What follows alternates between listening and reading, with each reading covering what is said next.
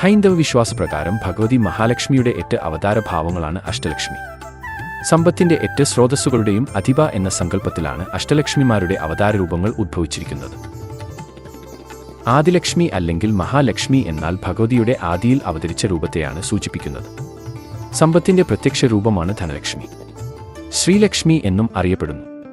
ദീപാവലി നാളിൽ ധനലക്ഷ്മിയെ വീടുകളിലേക്ക് ക്ഷണിച്ചുകൊണ്ടുള്ള പ്രത്യേക പൂജകൾ നടക്കാറുണ്ട്. കാർഷിക സമ്പത്തിന്റെ ദേവിയാണ് ധാന്യലക്ഷ്മി. അന്നപൂർണേശ്വരി ദേവിക്ക് സമാനമായ സങ്കല്പമാണിത്.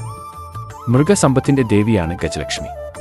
കൂടാതെ രാജയോഗത്തിന്റെ ദേവിയായും ഗജലക്ഷ്മിയെ ആരാധിക്കുന്നു.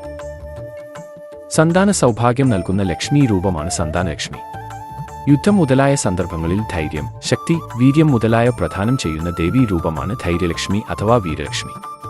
ജീവിതത്തിൽ അനുഭവപ്പെടുന്ന പ്രശ്നങ്ങളെ അഭിമുഖീകരിക്കാനും തരണം ചെയ്യാനുമുള്ള ആർജവം ധൈര്യലക്ഷ്മിയെ ആരാധിക്കുന്നതിലൂടെ കൈവരുന്നു. ദുർഗയുടെ ഭാവമാണ് വീരലക്ഷ്മിക്ക് കൽപ്പിച്ചിരിക്കുന്നത്. കോലാസുരനെ വധിച്ച ഭഗവതി മഹിഷാസുരമർദിനി എന്നും വിളിക്കുന്നു. വിജയം പ്രദാനം ചെയ്യുന്ന ലക്ഷ്മി രൂപമാണ് വിജയലക്ഷ്മി അഥവാ ജയലക്ഷ്മി. ദുർഗയ്ക്ക് തുല്യം ആയിട്ട് തന്നെ കണക്കാക്കപ്പെടുന്നു. വിദ്യ, അറിവ് എന്നിവ പ്രദാനം ചെയ്യുന്ന ദേവീരൂപമാണ് വിദ്യാലക്ഷ്മി.